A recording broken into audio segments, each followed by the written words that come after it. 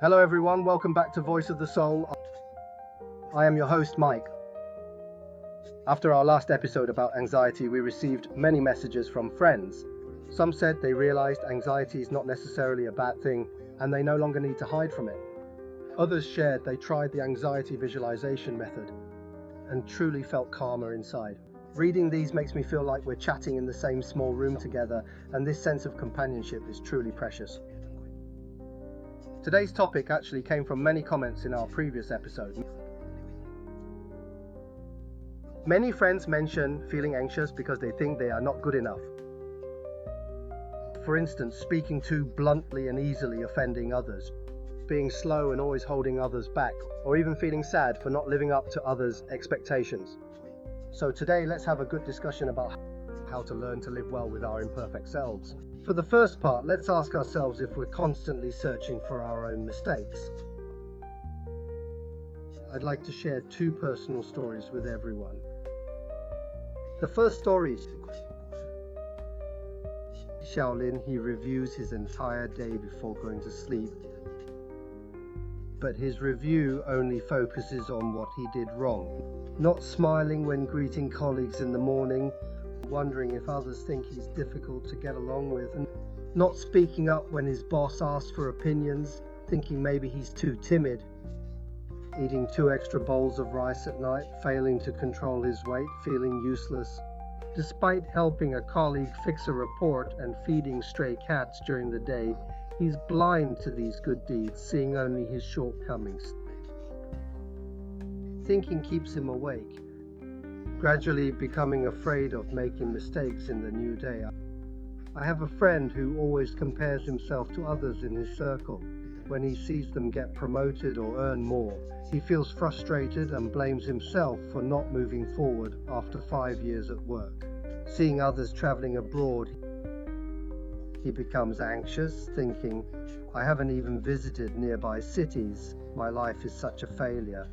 And eventually he simply quits social media. But even without looking, thoughts of not being good enough still pop up in his mind. When friends invite him to play ball, he's too afraid to go, fearing he'll be ridiculed for not playing well. Have you experienced similar moments, like obsessing over saying something wrong, dismissing yourself for a small mistake, or comparing others' strengths to your weaknesses? These are all small signs that we haven't truly accepted ourselves. But do you know what? Self-acceptance was never about becoming perfect, but knowing your imperfections and still choosing to love yourself anyway. Like a potted plant we nurture, we don't throw it away because of one yellow leaf. Instead, we water it more and care for it patiently. We should have this same patience with ourselves. For part 2, why is it so hard for us to accept imperfection? Many friends say, I want to accept myself, but I just cannot do it. Actually, this is not your fault. We feel this way mostly due to 2 reasons. First, society's standards of perfection are too narrow.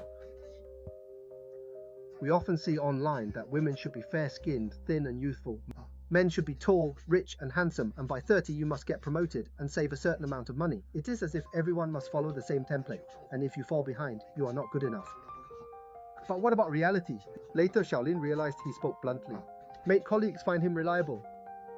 Arkai works slowly, but his work is always error-free.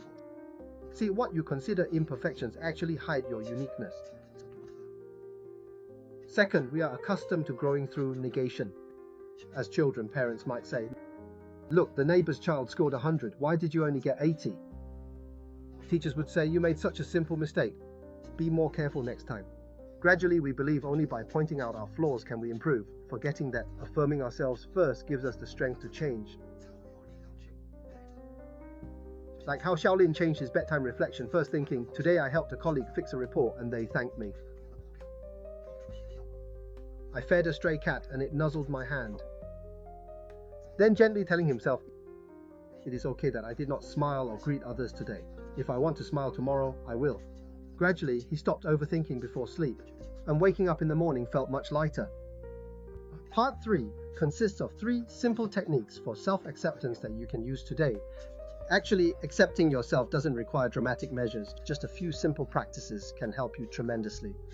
First, create a strengths-weaknesses pairing list. Divide your paper into 2 columns. On the left, write your perceived flaws like poor navigation skills, bad cooking, or fear of speaking in meetings. On the right, note the hidden strengths behind these imperfections. Poor navigation, I research routes in advance and never arrive late. Bad cooking, I'm dedicated to learning. My friends even complimented my soup last time. Fear of speaking up, I prepare detailed notes beforehand, making my thoughts more organized than others. Be honest when writing, note even the smallest positives. For example, I didn't argue with anyone today, my temperament is actually quite good. Gradually, you'll realize you're not just a collection of flaws, you've just been magnifying your weaknesses. The second technique is reverse encouragement. When you're berating yourself, ask, what would I say if this happened to a friend? For instance, if you're locked out because you forgot your keys, don't scold yourself for being forgetful or careless. Instead, think, if my friend experienced this, I'd say, no worries, call a locksmith, and next time, keep your keys in a designated spot. The kindness you show friends should extend to yourself too. The third technique is occasionally permitting your own mistakes. We often feel we must constantly be impressive and perform well, but who doesn't have moments when things fall apart? Too tired to cook today? Order your favorite takeout. No energy for socializing? Stay home and watch shows. Didn't complete your planned tasks? Catch up tomorrow. Don't keep the string of expectations wound too tight.